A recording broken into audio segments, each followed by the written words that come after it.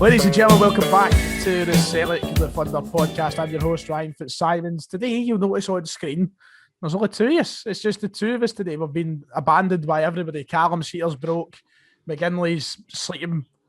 Kieran Auld needs a wash. So I've only got one option, and that is you, Mr. McKenzie. How are you? Oh, you make me sound like I'm the last option. I know. It's been a while since you've been on, though, to be fair. I know. I can't remember what number of the episode it would have been you've been on, but I mean, a lot has changed, and not just how we talk about Celtic heading into this podcast, but about the world of football itself. I feel like it would be quite ignorant of us not to start off today's podcast with any. We need to talk about this Super League. We need to talk about the way of the world of football changing.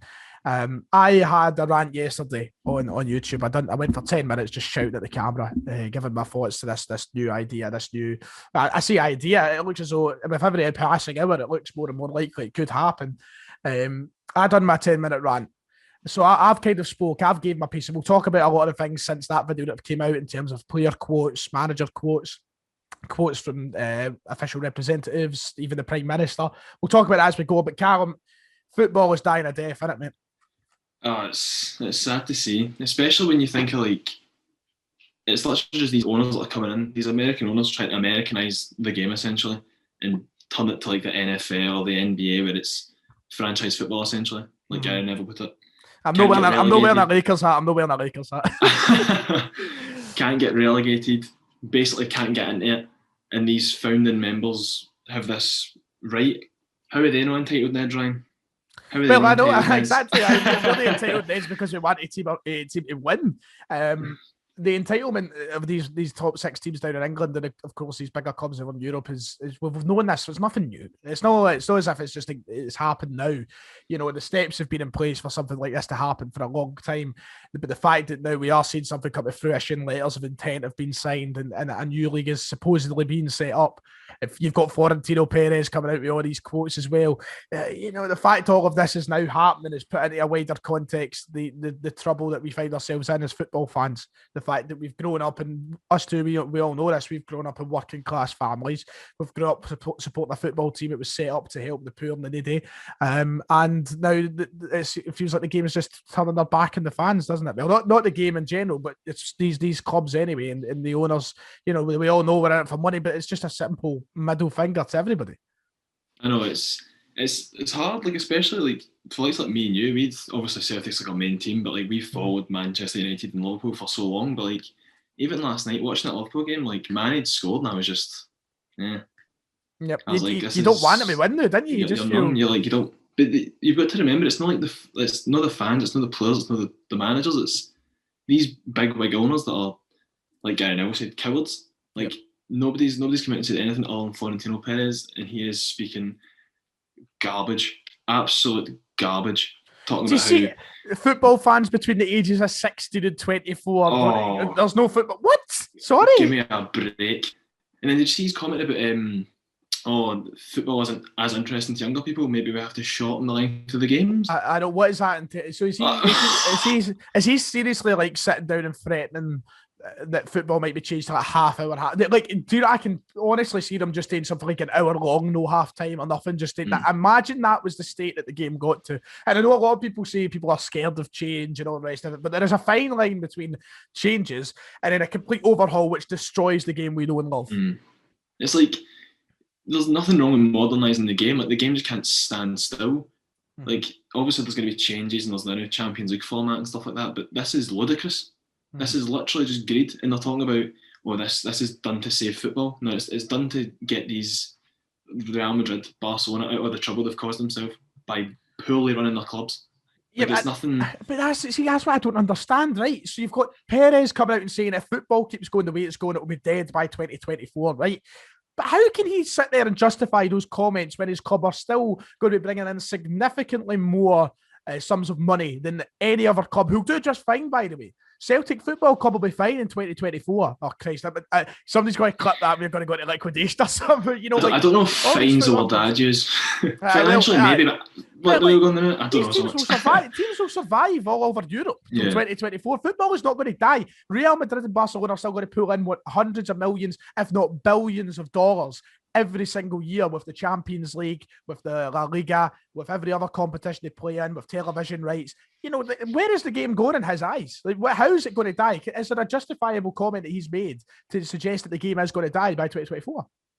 I literally just think it's to save their own backs, because he came out and said, he was talking about Ramos saying that Real Madrid are in a bad financial situation, and we know the mess Barcelona are in, €1.2 billion debt. This is literally to save themselves. Like Real Madrid, they bring in more money than anybody else, basically, but they spend more than anybody else. That's their issue when they're talking about signing players like Haaland and Mbappe, who are going to be on astronomical wages. They're doing this to themselves. This isn't a case of like, oh, we'll try to save everybody, because speaking like the Premier League, that money that each club gets trickles down to like grassroots football, non-league football.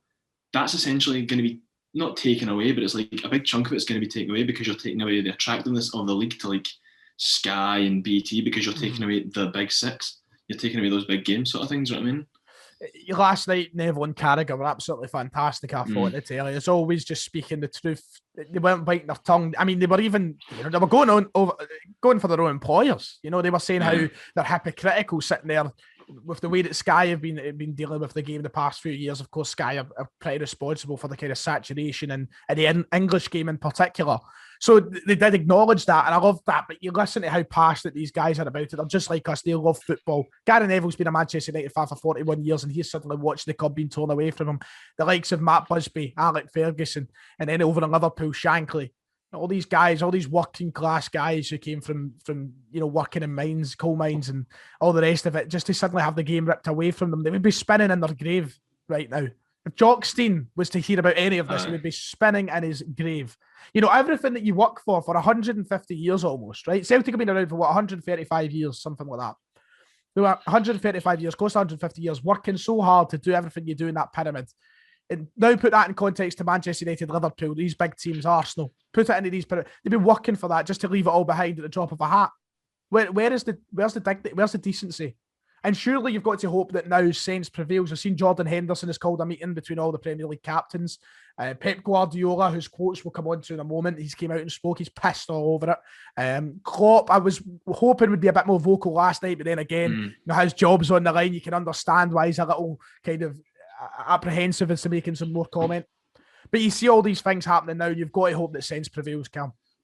No, like you were saying, the Premier League, all the 14 teams that weren't involved in the meeting, and they've unanimously said no, absolutely no chance that he's only getting away with this. And it's just a case of, like, it goes back to greed. That's all this is. Like, the only people that win in this situation is these big teams. And Gary Neville made a brilliant point last night. How are Arsenal and Tottenham wangling their way into this? Like, he said they'd rather watch the champions of San Marino, and you probably would. Like, spot on there. Arsenal drew one extra Fulham at the Emirates with a 97th minute goal.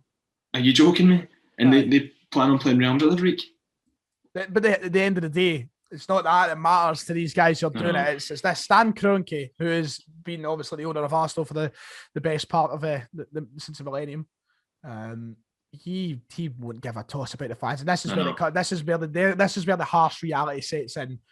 The Glazers, FSG, Stan Kroenke, Roman Abramovich, they could not give a toss what the fans think. They could not give a toss about criticism, and I'm hoping that it does. I hope the backlash does open their eyes a bit. But these are cold-hearted son of a bitch billionaires.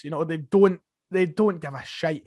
David, we brought it up in TSF today, so you'll probably see this in TSF, anybody listening. You'll probably hear this for the second time or the first time. You'll hear it either way if you listen to both shows. But David put it brilliantly by saying they could be playing a Manchester United and Liverpool game in Qatar next year with not one Manc or Scouser in the stadium. And do you think they'll care? Nah, they won't give a toss. And that is the reality where the game's got to go, Cam. That's the issue, though. Like, football was... like, there's so many quotes, football's nothing without the fans and stuff like that, but literally it's a slap in the face to every football fan, because it's not just, I get like, main interest is Scottish football, but we have lives outside of that. Like, we follow football elsewhere, the Champions League, Europa League, these big leagues, and it's literally like, it's going to be unattainable. None of these fans are going to want to go to, like you said, Paris, Madrid for an away game. Like, no chance. You're literally ripping the soul out of football. You're literally taking away what makes football, and that's taking away people, the whole point. This was the release for the working man at the weekend. You know, this was you work all week and you go and watch your team. How are you supposed to watch your team if they're playing in fucking Milan twice a week, twice a month, or whatever? You know, if they're going to AC 1 month and 1 weekend, then they're going to Inter the next. Do me a favour. Pep Guardiola came out over the past hour. He had his press conference. He said, "Sport is not a sport when the success is guaranteed and when the relation between the effort and reward don't exist. It's not a sport where it doesn't matter if you lose. It's not fair if teams fight at the top and cannot qualify." And there you go, Cam. Pep Guardiola, of course, somebody we're glad to see speaking sense here. But the whole point in competition being gone, what is the competition? The competition's the money. That's it. Who's the richest of them all? That's it. What competition is that?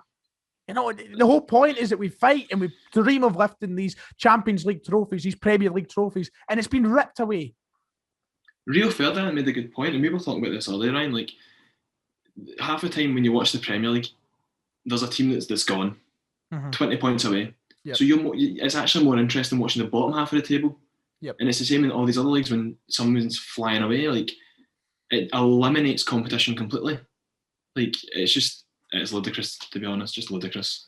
Well, we can only hope. Of course, this is a Celtic podcast. People that tune in to listen to us talk about Celtic. And of course, we've got a lot to talk about in terms of Celtic.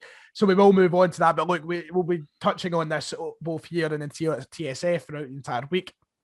We'll be coming to you with our thoughts towards every update there is on every podcast we do. So please stay with us and we'll listen and see what happens. And look, I'm hoping that they do fall through, Cam.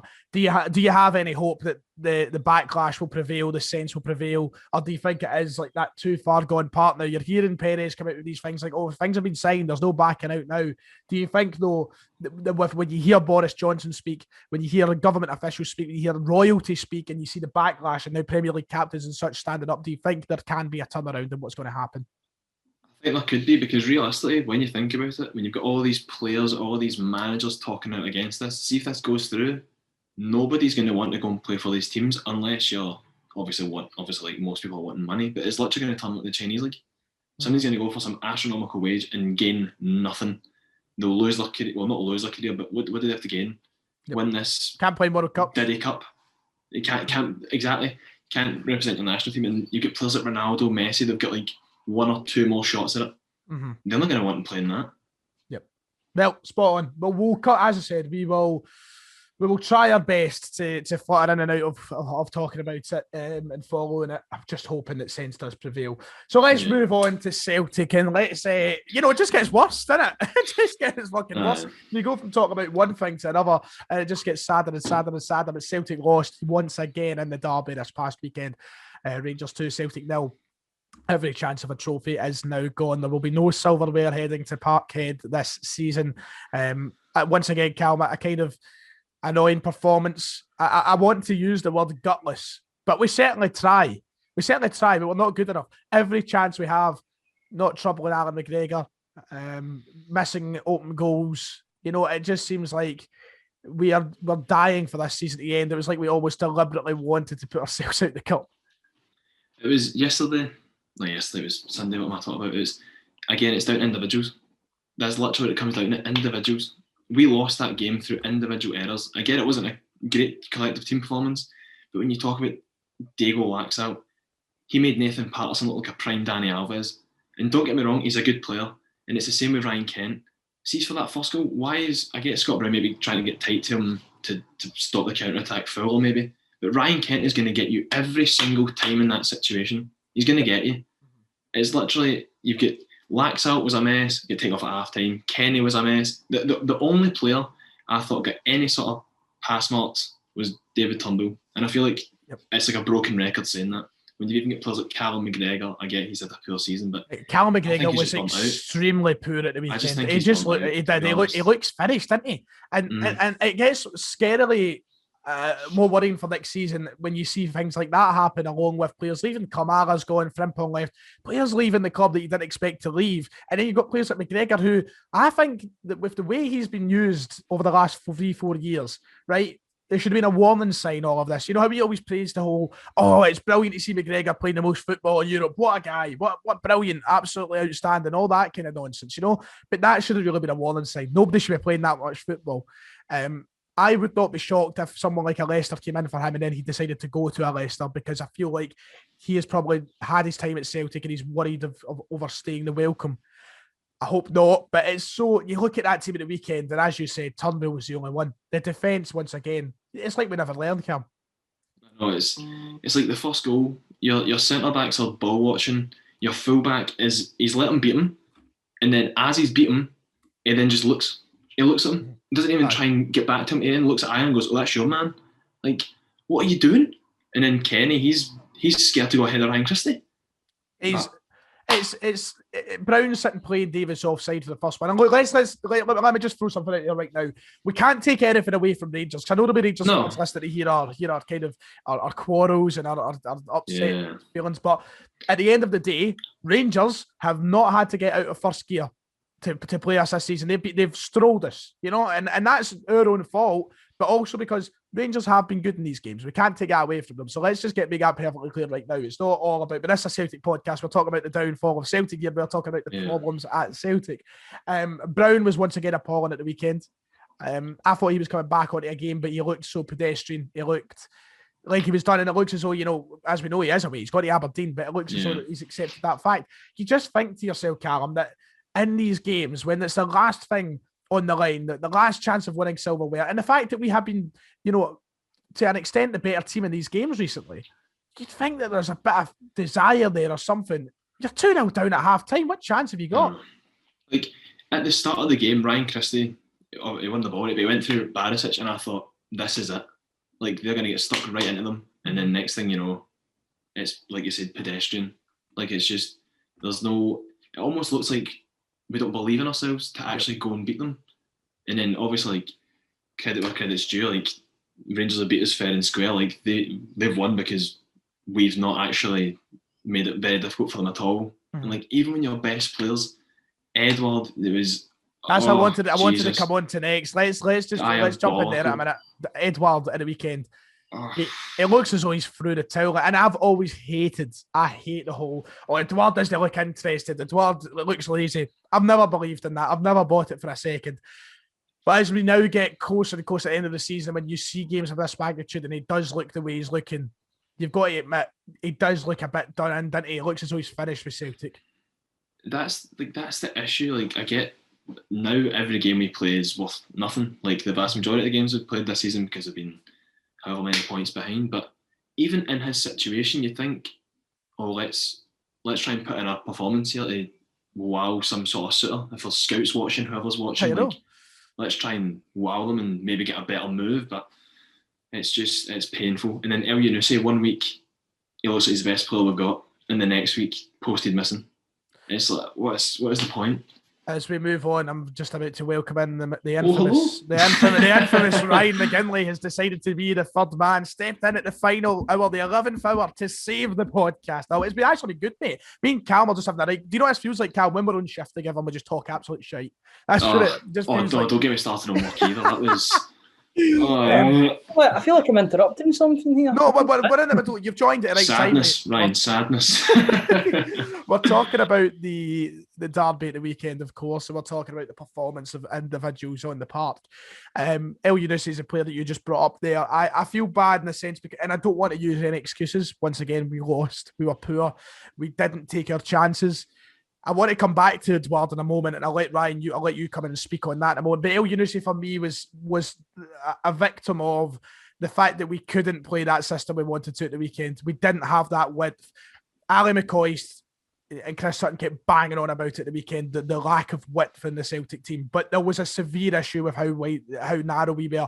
Laxalt and Kenny, run into space, man. Do an overlap and run. Do something. Give them an option. There was one point in the game, I can't remember exactly who has. I think it's McGregor maybe, or Turnbull, has the ball on the edge of the area. There's this gaping bit of space in the left hand. Laxalt, get yourself forward, move into that space, give them an option. It's not there. We needed that width. Forrest being injured was the worst thing that could have ever happened to us going into this game. We really needed him. But then again, it's not an excuse. Ryan, welcome to the show. Before we go on any further, and I was actually going to ask you about Edward to kick us off, but your thoughts about the weekend, mate? It's a bit disappointing. I've tried to erase it from my memory a wee bit the past couple of days, obviously with the news of the Super Leagues kind of. Oh, you missed that. Oh, we had a right good fucking... Oh, we were talking for a good bit on that. Both you and David have been ranting about it every day. I don't know if you are getting your views up with all this, but trying and bringing the EPL fans into it. But, no, it was bitterly disappointing, you could say. Again, I know the man is gone, but I'm going to use one of his phrases. The man is gone, but the feeling's still there. Do you know, it all still feels the same. That felt like a result that could have easily came under Neil Lennon. It was gutless, a lack of heart, a lack of passion and desire. And Rangers wanted it more than us. And they didn't even have to get out of first gear to win, which is the most annoying thing. Mm-hmm. So Edouard we were about to engage in conversation about. Let's talk about Edouard for a moment. I mean, we can talk about the penalty as much as you like, but the one that pisses me, what's he doing? Flicking it? What you do? Just shoot, man. I know. Everybody's saying the same thing as well. No, not many people are mentioning the penalty as much as the open goal that he missed. What is he trying to do with it? Is he trying to heel it in or something? Or he's gone for the fancy, isn't he? He wants the highlights to be. He wants to be remembered as that guy that done that scored that goal. When if in reality you tap that in with your big toe, that's this. We're back in the game. There's been a lot. For us fans, it doesn't matter the way it goes in, whatever way it goes in, as long as it goes in, and it didn't go in. So nope, it went over. Look, the way I like to sum it up is, remember when Scott Brown won the league at Rugby Park, right? That was the most horrid looking goal that you'll ever see. It was not an attractive goal. It was not aesthetically pleasing. It was harsh on the eye. But what mattered was it hitting the back of the net. That's exactly what you need to think about these situations. Why he goes to flick it like that, I can't fathom. And it's created a whole conversation surrounding Edouard Ryan, hasn't it? It has, and he's been made, I don't know, rightly or wrongly, a scapegoat of this season. But there's so many factors to this season. I'm not going to sit and make excuses, but there have been a load of factors that have been instrumental in this calamitous season. But at the end of the day, I mean, he's still scored 20 goals this season. Yep. There's been far worse culprits than Edouard in this team. I feel like he's a very, very easy scapegoat and an easy target. And I've hated that. That's what I was saying to Cam. I started off this exact conversation with, I have always hated the whole, Edouard's not interested. Edouard doesn't care. He's lazy. I've always hated it. I'll always go against it. It's simply not true. It's a very lazy thing to say. It's simply not true. But at the weekend there, it was like, now as I asked Callum, is it a kind of eye-opener? Do you think that now Edouard will be thinking to himself, I need to get as far away from Celtic as possible? He's probably been thinking that for the past few months, but again, it's not really down to effort. Like, it's just a case of like everybody's not playing that well, and he's the one that gets victimised for it. It was the same with like the likes of Lustig and Forrest for a few seasons. The whole team doesn't play that great, and they two are singled out, and it's the same with Edouard here. But all he can do is put in his usual for the last few games, and hopefully somebody's actually thinking, take a punt on him, basically.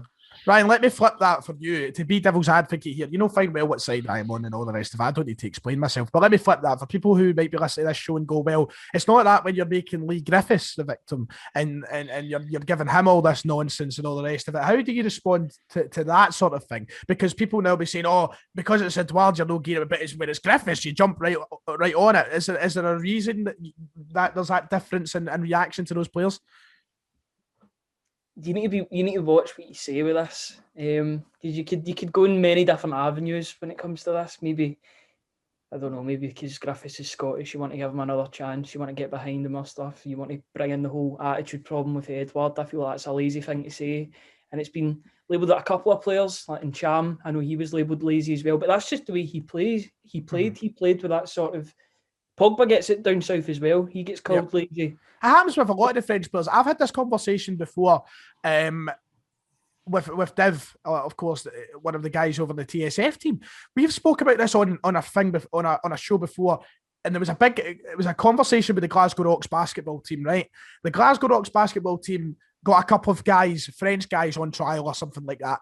And they were amazing. They were incredible. But you wouldn't think by looking at it at first glance, apparently they were very laid back, very chilled. They kind of strolled their way through the game and such. It's just it's the way that they've been brought and trained into the game.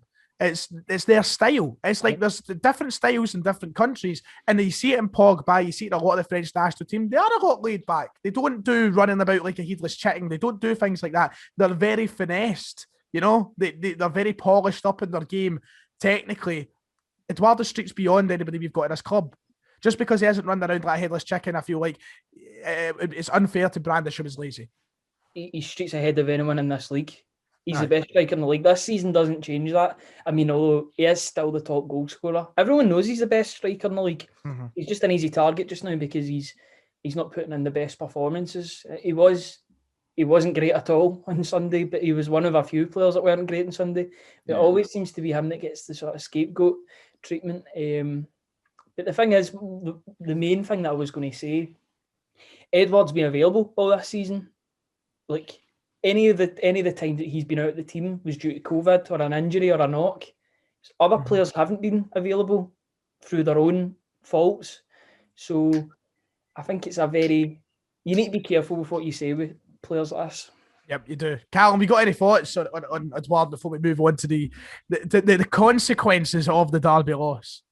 Nah, I think Ryan's put it perfectly, to be honest. Just an easy target when in actual fact, like, I feel like there's so much sort of thing. There's so much responsibility that can be dished out to the entire team. And I've had comments like after the game on Sunday. Now, like you were giving it more directed to me, but especially in the podcast, the amount of stick we gave Neil Lennon for everything that's went wrong. And like, surely now you look at that team and realise the team have got as much to blame there. I'm still under the under the impression that that's because of what was happening under Neil Lennon's management. We're now just in that weird lingering period afterwards. But of course, the blame has to be dished out to players equally, though. It's not individually Edouard's fault. Not a chance. Not like it's individually Griffiths' fault either. Every player was as poor as each other at the weekend.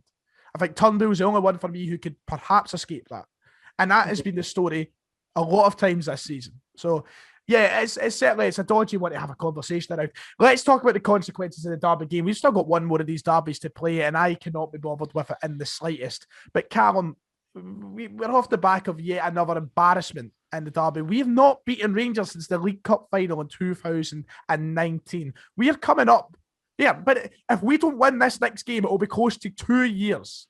2 years since we beat Rangers. That's the consequences for Celtic now are horrid, because now we've got to go out, we've got to make an appointment soon. How does this change the landscape at Celtic for you?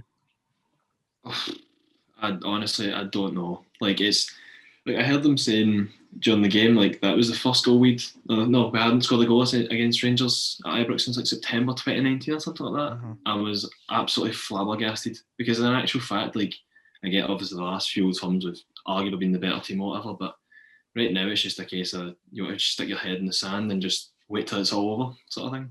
It's got to be one of those ones now that we'll come on to Dominic Mackay starting, because that's one of the things we've got to talk about in this. But Callum, surely when that happens, when these results continuously happen, and after that Sunday you see the social media silence, surely Celtic have got to get their finger out and make a change. They've got to do something. How often have we been saying that this season, though? That's the issue. Like, we've been saying it, I feel like we say it every other week or every other game, basically. Like, what's next? Do something, but nothing ever does get done. It's a famous clip of John Cena I keep using. Exactly. I was actually in my head there. Do something. Ryan, you've been very vocal on Twitter about the kind of the silence from Celtic after this, and the whole sort of situation we now find ourselves in. It is, for his people, a lot of people still come back and say, oh, this is the first time you haven't won a trophy in a season since 2010. It's not that bad. People will still go on to say that, but how worrying a time is it to be a Celtic fan right now? Absolutely. It's a really worrying time. Before the season, if you'd have asked me what constitutes a bad season for us, I'd say winning the league by single digits and not winning any cups. The league was the bread and butter of this season. So for us not to win anything this season, and maybe you could count last season's Scottish Cup in it, but that's done us. They still can, though, can you? That's done us more harm than good, because that kept Lennon in a job for the next couple of months. That gave him another coat of armour, as I used a couple of months ago, which it did, because he was still in until the end of February, which was shocking. It's worrying. The social media silence after the game was worrying as well, because we didn't hear anything from the club yesterday. This was supposed to be Dominic Mackay's first day in. I thought we would have got a statement, something like welcome to the club, Dominic Mackay, even a picture. We didn't even get Mikey Johnson's birthday yesterday. They put that on their Instagram because they were striking it from the Celtic fans. Yep. Incredible. Ignore the camera, of course. Ignore the camera. But of course, yeah, Mackay started Monday. We're off the back of another derby defeat. But, all these things happening and we hear nothing. It's just baffling. And then people are moaning that he's wearing a blue suit and brown brogues. Who cares? He could wear a dress. He could wear a dress for all I care, as long as he gets his I actually didn't see it. I can't believe that's news to me. I don't know people were moaning at what he was wearing. Aye. Oh Jesus! I thought that should surprise you. I thought that was for the other side. I thought people were moaning. Remember when Barry Mackay wore green boots? Aye. I thought we were above all of that. I know. It's boring. It's nauseating, and it's really tiring. There was one way for Celtic to salvage the disappointment of the weekend and turn it into something a bit positive, and that was by hopefully having a managerial announcement over the 48 hours following the game. We have yet to hear anything. Eddie Howe was on the television last night. He was giving his thoughts on the European Super League, which I think has thankfully maybe ruled him out of the Spurs contention. But apart from that, Celtic are now in a difficult position, Ryan. We need a manager. Eddie Howe, this has been, how many weeks has that been since they wrote that it was going to get announced? Remember the three-letter name publication said it was going to be announced early in the week. That'll be coming up on 3 weeks now. That's coming up 3 weeks. In 8 weeks since Lennon left. 8 weeks since Lennon left. I guarantee you Spurs will have a manager before us. Mm-hmm. They'll get a manager before us. What do we do now in this position, right? What do we do in this situation? Do you turn round to Eddie Howe and say, it's now or never, we need to move on? Or do you just hope for the best? It all depends on who we've got lined up. If it isn't Eddie Howe, because I mean, if what you believe, if what we see is to be believed, then Roy Keane was in talks, and I would much rather wait a couple more weeks than Roy Keane come in and then cause an absolute disaster that would be akin to this season, or even worse, I would say. But I think we need to get it sorted and quickly, because the longer this goes on, the more damage it's doing. You've got players' futures up in the air. They're like, who is going to be managing us next season? They'll be like, where do we stand? Do we leave the club? Or they need to know who's coaching them. They need to know They need to know who their coach is going to be. Callum, the longer this goes on, is it worrying you? Are you starting to feel the nerves build, or is there just a because 50% of me is like, I am nervous, and the other 50% of me is I am numb. I'm just numb, so I don't even know what to think. I'm in the same boat as you, but the longer this goes on, it makes you think the less chance we have of actually getting Eddie Howe and then actually appointing someone like Roy Keane or whoever else had lined up, which, to be honest, like Ryan said, would be an unmitigated disaster, to put it lightly. I think we should start the conversation with Jose. That's all I'm saying. Surely you start the dialogue, though. Like, surely it's worth asking the question. And I have always been somebody who laughs at those suggestions. I remember someone said to me, Maurizio Pochettino, and I was like, let's calm down. When he was sacked for Spurs, I was like, right, let's calm fucking down. Celtic are never going to land. But they're two completely different points in their career. You should genuinely ask the question. It's never going to happen. Let me just get this clear. For people before they start clipping it and all the rest of it. It's a pipe dream. It's a pipe dream. Because I love Jose Mourinho. I'm a massive Mourinho guy. I love him. I adore him. You see his video yesterday? Brilliant. Not even though I've been sacked, no privacy. Even my friend Gary won't leave me alone.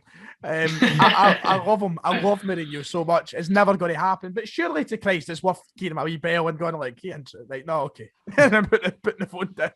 What's the worst that can happen? We get rejected. I know. That's the worst that can happen. I mean, it would actually fill me with more confidence if we're asking the question to these sorts of people. Because then I would know where we're fishing in terms of potential candidates and potential managers. Yeah. I don't want to hear about Roy Keane. I really don't want to hear about Roy Keane.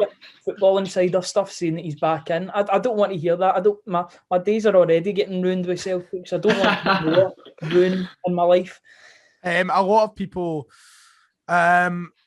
we're actually kind of laughing at the idea of Mourinho saying no, they wouldn't take him. I think that is laughable in itself. I don't care if he'd made a hash of it at Spurs, if his last couple of years at United weren't great. This is arguably the best manager of our kind of generation. Arguably he's up there with Pep anyway. So why would you ever knock him back? I cannot understand that. The thing that's worse for me is that people are saying, oh, I wouldn't have him at Celtic because of Seville. Seville was 18 years ago. I know. I was 5 when that happened. I would want Jose Mourinho at Celtic. Jose Mourinho, at the end of the day, I know he didn't have a good time at Spurs towards the end, but he's a winner. Yes. We need a winner at the club, regardless of who it is. But it's hopefully going to be Eddie. It's got to be Eddie. Cal, were you about to say something there? Oh no, I was going to just agree with Ryan. Like, it's just a case of we need somebody who's got that mentality that doesn't care how we do it. Doesn't matter if we have to park the bus against somebody or whatever. Just get a win. Do you know what I mean? Just win. So it kind of brings me on to the next point. I like what you're saying there, Cam, of course. It brings me on to the next point, though, quite well. It kind of blends into it nicely. I was going to bring up with Dominic Mackay starting this week. You know, he's now underway as CEO of Celtic. Peter Law, apparently still there, of course, till the end of the season, as we know. And I think there's talk of him being in the boardroom, isn't there, Ryan? You were telling me about that. Apparently still will be lingering, as we expect with Mr. Law. But in terms of Dominic Mackay starting now, you've got to hope that the wheels do get put in motion and things start to speed up. Dominic Mackay comes in as a guy who, as we all know, would be told, is very fan-orientated. We have season ticket renewals very quickly. They're round the corner. In fact, I'm shocked it's not even started yet. I thought it would have been by now. So Dominic Mackay now has a responsibility to come out, speak to the fans, get the fans on side, get them back buying season tickets, and he's got to do that in a very short space of time between now and perhaps the end of the season. Yeah, absolutely, especially since these next 4 or 5 games are just dead rubbers. We've got plenty of time to initiate some dialogue with the fans and let us know what the plan is going forward. We need that. We need forward planning. There's been no forward planning. The only plan that was in place was win 10 in a row. What if we didn't win 10 in a row? We are currently in this situation that we didn't really expect ourselves to be in, if truth be told. I mean, there was doubts under Lennon, maybe last season. Under Rodgers, 10 in a row was a formality. We were supposed to win this. We were singing about it since, 2 in a row? Ever since we got a couple of titles in a row, we were like, here we go, 10 in a row. And I'm not going to take that back because some of the best days of my life as a football fan, in fact, they were, because I'm only 23. Say that as if I'm some experienced people. No, they were the absolute glory years. We need a plan. What is the strategy for signing players? That's what I want to hear about. I want to hear about the director of football. I want him brought in first, and then I want the manager brought in, or the head coach. I was thinking about the director of football. Maybe Peter Lawwell should apply for that job since he's been doing it for the past 15 years anyway. Don't say that. Don't say that, man. Because you know for a fact if there is any sort of tout for it, you'll do it. He wants as much involvement as possible. I mean, he's as qualified as anyone else, isn't he? Because he's been signing the players for 15 years. He might as well just have the official title. Yep. Callum, director of football stuff and all that is a conversation that we're all ready to have. We're wanting to speak about. We want to be talking about Fergal Harkin, Richard Hughes, whoever it may be. We want to be in that situation. I was talking about this today. Celtic are now in a position where we should be probably starting to sign players, shouldn't we? It should be a case of starting, like you said, get the wheels in motion, get the deadwood out, and start to at least think or begin speculation about who's going to come in to replace these players and be the long-term replacements. And obviously, replacing Edward and stuff like that. It's got to be pretty fast because time's running out. And I get we've still got the whole of the summer, but it's a massive, massive job that's got to be taken. A massive job. There's got to be an identification process put in place soon, I think, to who these players are going to be, the affordability of them, the availability of them. We've got to sit down and we've got to recognise these things very, very, very soon, because there's going to be players jetting off to a European Championship this summer. There's going to be a potential revamp in the entire scale of football. We don't quite know yet. There is so much up in the air for every club. But Celtic right now are in a position where we need to sort things out. Or next year, you're talking about not even to challenge. You're talking about Rangers running away with it again, aren't you? I was laughing last night. I was talking to somebody. People are thinking we'll just immediately claw the title back next season. I'm like, it's really not going to work like that. If you know anything about rebuilds in sport, they don't happen in a season. They happen in 2 or 3 or 4 seasons. Like, yeah, absolutely. He get a 3-year crack at it. That's the reason why they gave him so much time. With us, it's been basically win the title or you're sacked, or somebody else comes in, or you get put away to another club. Or Rodgers went to Leicester, obviously. I'm just trying to word that there. Talking rubbish again. Usual. But there's no plans. We need plans. We need a plan. Dutch, Vanderland. We need a plan, Arthur. Because when you're talking about it, like, think of Arsenal when Arsene Wenger left, and look at the absolute disaster that's been. Like, they've been through 2 managers, and they've not moved. They've got worse. What's to say that won't happen to us? Do you know what I mean? There's got to be some sort of plan in place now. I know, it has to start now. I think that the next couple of weeks will be massive. For me, one of the big things is I think we'll be scouting a lot in terms of like free transfers and young players that are coming towards the end of their contract that maybe want to continue their development here. We need to be the best place for these youngsters to develop, because if you look at the 8 teams that are going into the Super League, we want to be the best of the rest in terms of all these youngsters coming.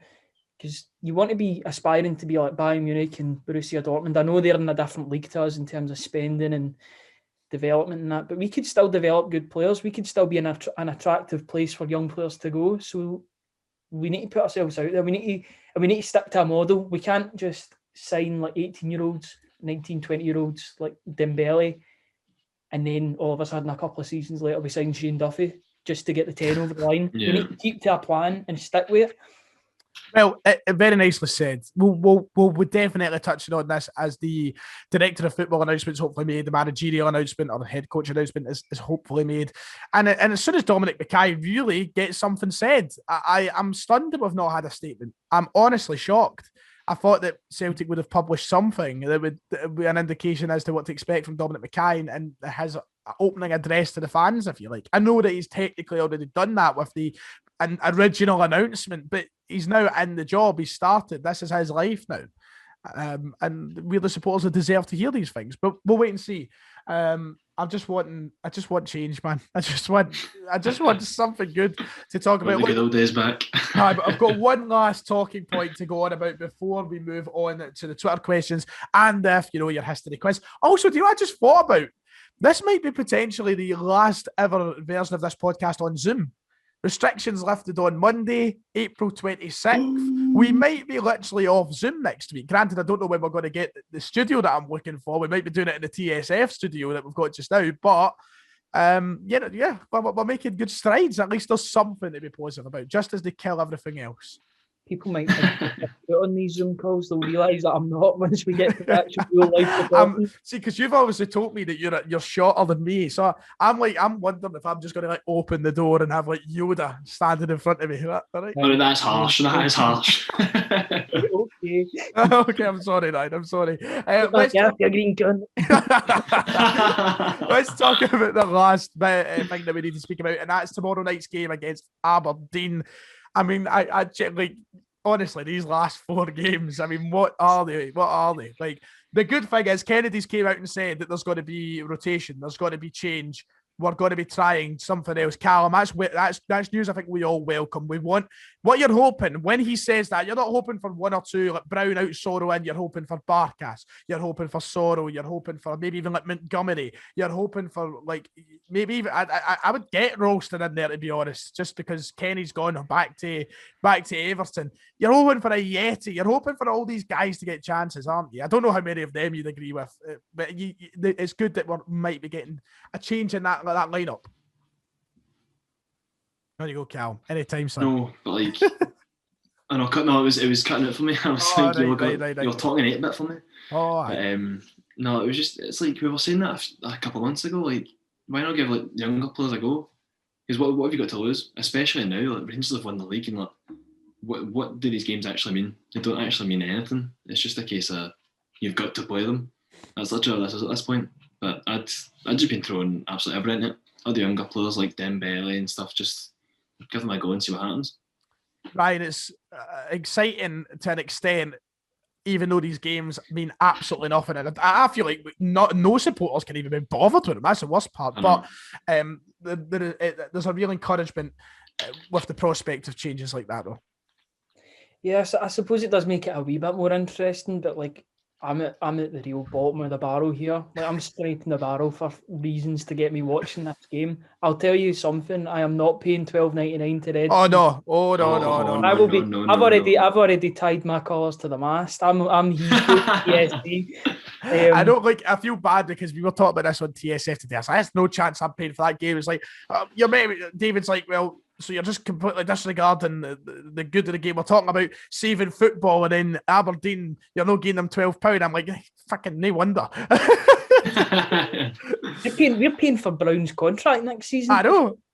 And on that point, if Scott Brown plays tomorrow, it is an absolute disgrace. He shouldn't be playing against his future employer. It wouldn't happen anywhere else. It's the most interesting dynamic, I think, of the game. Brown and Glass in the opposite dugouts. I mean, surely if you were Brown, you'd think to yourself, I'll just jump over the other day. I may as well go and get to know your manager, see what you're working with.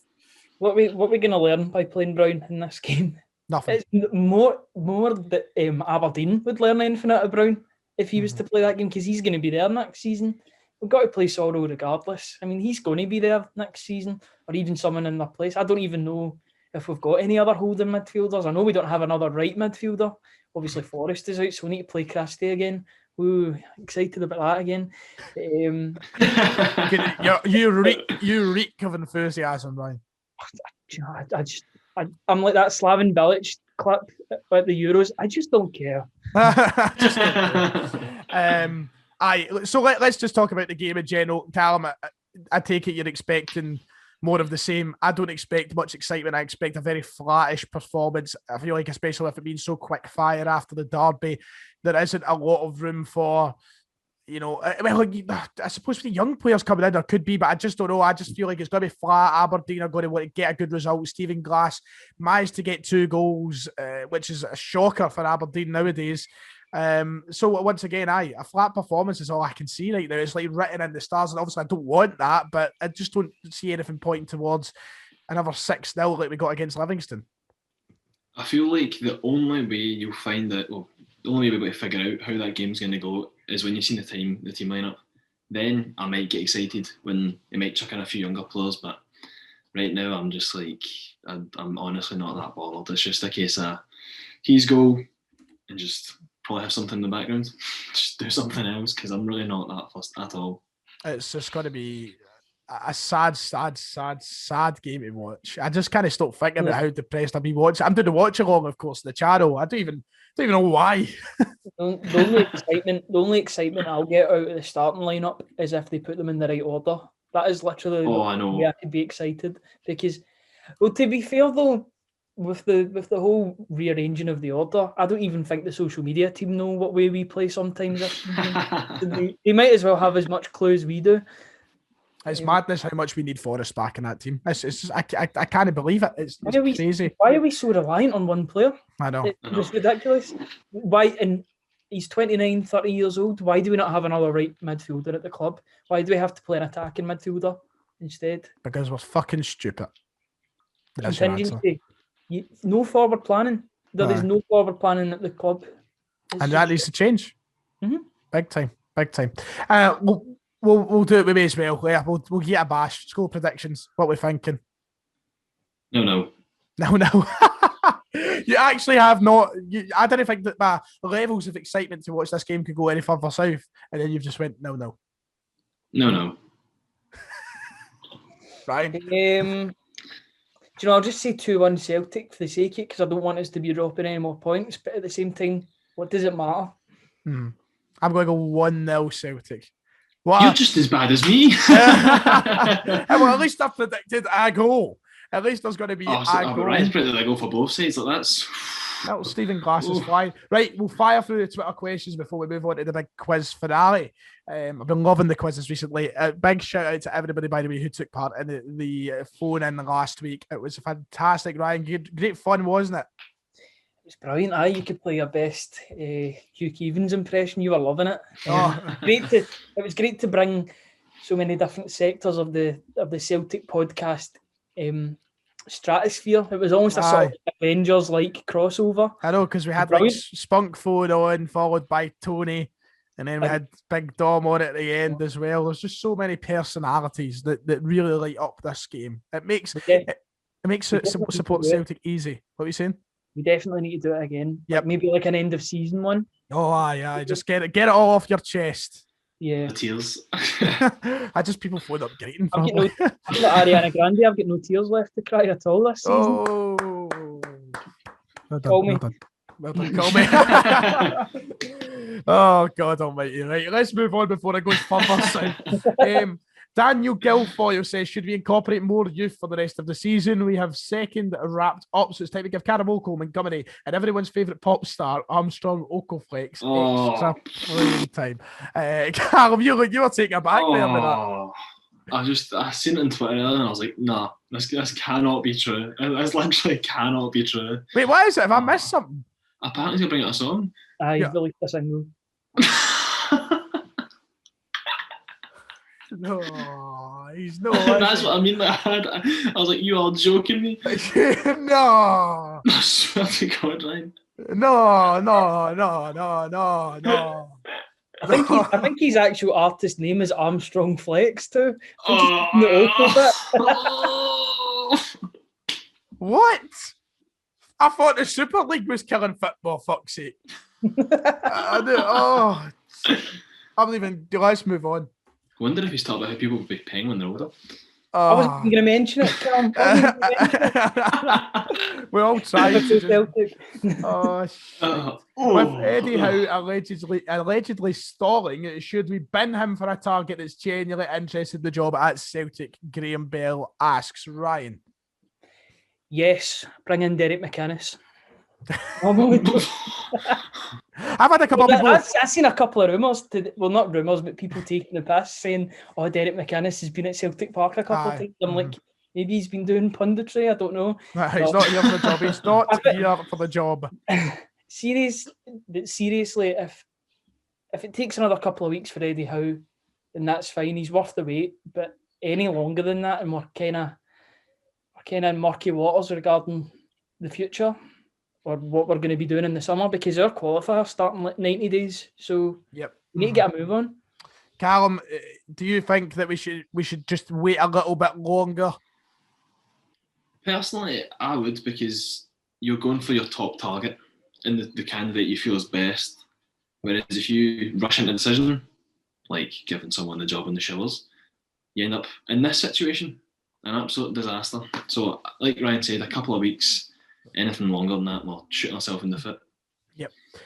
Connor Carr, who phoned in on the Phone In podcast, he left a comment saying, not really a question, but I feel like I must humbly apologise for saying on the phone in that Laxalt should start and we should sign him. What have I done? I am a monster. Yes, Connor. Yes, you are. I can't believe how bad Laxalt was at the weekend. He was just genuinely horrendous. Everything about him, horrendous. It's a sad indictment that Greg Taylor is our best left back when we had Kieran Tierney 2 seasons ago.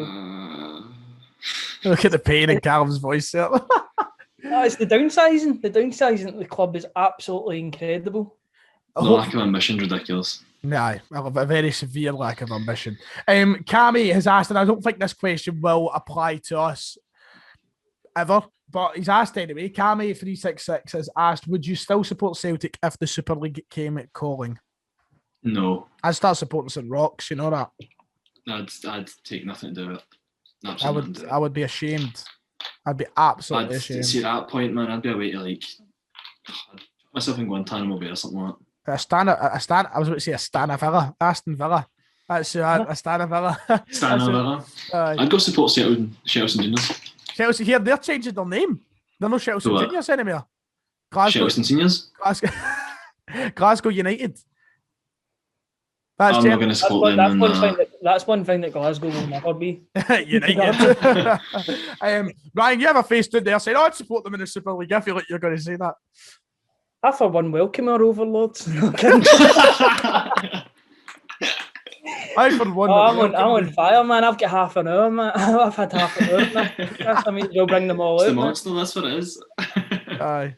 Yeah, everybody talks about your Monster sponsorship all the time in the comments, man. I know. It's bad that I'm into golfs as well, isn't it? Oh, okay. Honestly, you had nothing back, son. No, I'm like the Twitch comments today. I'm feeling today.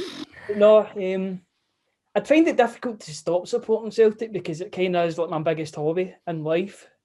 But I mean, it's taken a hit already this season, so I know. Maybe it's time for more. I think I would stop supporting Celtic if they were. I'd be hoping that one of those like breakaway groups would happen and would just start a new version of Celtic, and then that would do me right there. And I think like that'll do us. One final question Keane has asked: should Kenny be left in the reserves for the rest of his spell, Callum? Just let him rot on the bench. That's just rot on the bench. That's what I say. Just rot on the bench. Because I was actually quite hopeful. I was like, to start with when Kenny came in, I thought it was quite decent, and then it just went right in the mud, which makes life even harder. Because it was about to make an awful joke there, which could have got us cancelled, but I'll refrain. I'll refrain from saying anything. Of course, I was only talking about Go on. Rangers 2012, you know, that was all, okay. You know, we'll move. Right, what about you, Ryan, actually, very quickly? Do you think Kenny should be left in the reserves? Not the reserves. It's not as if he's committed a cardinal sin. He's just been a bit shite at right back. He can probably go and sit on the bench with Shane Duffy and they can talk about their time at Everton because they had about as much success, the two of them. He was obviously at Everton at the start of his career, Duffy. I mean, I can't even believe Duffy's still here. He's kind of just there. He makes up the numbers. He's the water boy now. Water boy. He'd probably make a funny pass of that as well. 40 grand a week. Right, well, that'll do us. That'll do us with the Twitter questions. And we'll move on to the final part of the episode, everybody's favourite part, this Sellik the Funder's very own If You Know Your History quiz. But can they play? You know, that's the phone-in version, but can they play? They can phone, but can they play? That's that one. It's the Sellik the Funder If You Know Your History quiz. As always, the penalty shootout format. Set A, set B. Callum, since this is your first time on in ages, I'm going to let you choose first. Do you want to be set A or do you want to be set B? Choose very carefully. A. Oh, you're going to step up first. He's going to try and... I thought it was a set of questions. You're up first. You're up first. That's it. It's too late to take a bite. To be honest, to be quite honest with you, it's actually not a bad set of questions for you. But we're ready to go. You ready? Right. Question number 1. Who is the youngest ever goal scorer for Celtic at 16 years old and 71 days? Come on. Tony Watt. Oh, you're it wasn't even that long ago, Ryan. You want to try? Jack Aitchison, the goal against Motherwell.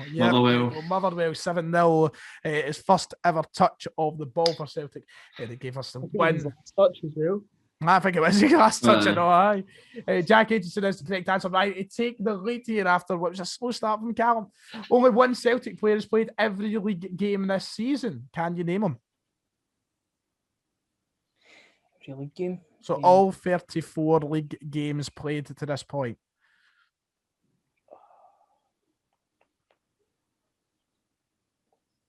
It's got to be higher. Correct answer is actually Callum McGregor with 34 games. Did he get dropped at one point? I had to say that. Might have came off the bench or something. I had to say that. Just to play every game. To play every game. I've done to start every game. Did I say start? Mm-hmm. Did I? I think you did, mate. I don't think you bastard. Callum McGregor got dropped in a game for one game. Well, apparently, Conte Matthews is Callum McGregor. I'm sure I said play. If I did say start, I can only apologise. If I said start, I can only apologise. It's not good enough, Ryan. 2 words. Not Callum McGregor, anyways. Callum McGregor. I haven't even been right. Why is Callum arguing in my corner here? I don't know, Ryan. I've got to. I don't know. I've just got to get. I'm just happy. It's good to be happy again. Callum, your question is now coming here. Oh Christ, I could just this one's behind me. Cover that. Hold on. Cover. Right, there we go. Cover it. Finish the famous Tommy Burns quote. When you pull on that jersey, you're not just playing for a football club, you're playing for a blank. Oh, he's fucked it. He's fucked it. Everybody's got a question that every credential as a Celtic fan that Callum once had. People. Well, you're nearly there. You're nearly, but it's a bit more than just people, you know? It's a bit... you fucked it. You're not going to get it. The quote is... It's right behind me. That's like small print to me. That's when you pull on that jersey, you're not just playing for a football club, you're playing for a Ryan. A people and a cause. A people and a cause. That's correct. Half a point. Half a point, my arse. Half a point. Come on, I've hit the post. What is going on with my camera? It keeps like cutting out. What is going on? And you wonder why I couldn't see the quote, Ryan? It's like, if you see this, I've just like disappeared every like 3 seconds. Yeah, because you didn't even say people, you said people. So you're wrong. You're wrong. Right, Ryan, to take the lead. For Marcel, Lewis Morgan is now playing for which MLS club? Inter Miami. That's correct. Inter Miami is correct. Callum, to try and get yourself a point at least. Which player is the most expensive goalkeeper Celtic have ever signed? Expensive goalkeeper? Surely it's Barkas. Barkas is correct. Vasilis Barkas is the correct answer. 1-0. Right. Ryan McKinley. He's got one. That's probably the only one you'll ever get right. Ryan, who was Celtic's top goal scorer in the centenary season of 1987 to 1988? Frank McAvenny. No, it's one of our best mates. It's Andy Walker. Andy Walker is the correct answer. Good guess, though. Good guess. Because I think I would end up saying Frank McAvenny as well. I think I would have said him. Fair enough. Callum, right, here we go. A chance to take the lead, actually. Oh, you're shaking, Ryan. You're shaking. I'm shaking anyway with the captain. Which season did Celtic average their lowest league attendance of the last 15 years? 15. What season? I'll give you the number of the attendance. The average attendance for that season was 40,274, which is 20,000 empty seats on average. That screams Tony Mowbray to me. But what year? 10-11. Well, that's not even fucking Mowbray's year, so you fucked that straight away. It's not 10-11 though. Is it 15-16? It's 14-15. 14-15. So Dyla's first season. So more people went in Dyla's second season. Aye. Seems. To be fair, he was playing good football towards the end of it. Yep. Stefan Johansson. So there you go. There's the answer. Right, Ryan, your chance to take the lead. Celtic broke their record for the biggest SPL victory in a game against Aberdeen in 2010-11. What was the score? 9-0. Yes, it was 9-0. Correct answer. 9-0. I don't actually got that one. I gotta go that one. I've got that one. 9-0 is the correct answer. Right, okay. You need to get this right, Mackenzie. You need to get this right. Who was the referee in the 3-2 loss to Inverness in the 2014-15 Scottish Cup? I don't know. I would never get this in a million years. Not in a million years, unless there's something significant about this game that I just can't remember. But who was the referee in the 2014-15 Scottish Cup loss to Inverness? Kevin Clancy. It's Ryan. Do you have a guess? Is it McLean? It is McLean. It is Stephen McLean. I'm a Celtic fan. I know my referees more than I know. I don't know. I know referees more than anything. Which means I said Clancy's because you'd be like, Clancy, you've shot it. Ryan, you have won, but we'll give you your last question anyway, mate. Which country is former Cell Mo Bangura from? He is from the Diamond City of Sierra Leone. That is correct. It is Sierra Leone. I wouldn't have got that. Honestly, would never have got that. I would have had to pass. FIFA and Football Manager, you just know flags. You just know flags. Aye, Sierra Leone. So there you go. You're winner by a scoreline of 3-1. Ladies and gentlemen, it's Mr. Ryan McKinley. Can he play? Yes. Can he play? Yes. I'm waiting the Super League. Yes, you go to start your own independent nation, man. Lads, thanks very much for coming on today. It's been another crack of a podcast, despite the amount of negatives that we're talking about. Like, literally, this could be the most negative one yet. We started off just slaughtering modern football. We then slaughtered Celtic's performance at the weekend. We then slaughtered the handling of football behind in the boardroom at Celtic. And then slaughtered my quiz performance. Yes, exactly. So we're very, very negative today, which is a shame. Need to go and get some serotonin in, or whatever it's called. We might get more views this time for more negative. That seems to be the case. the angrier, the better. Angrier, the better. Right, I'm going to let you go anyway, lads. Thanks very much. If you are listening to Spotify, make sure to share the podcast out. And if you're on YouTube, make sure to hit like and subscribe. It is much appreciated. And until the next time, here at the Sellik the Thunder, we'll see you next time.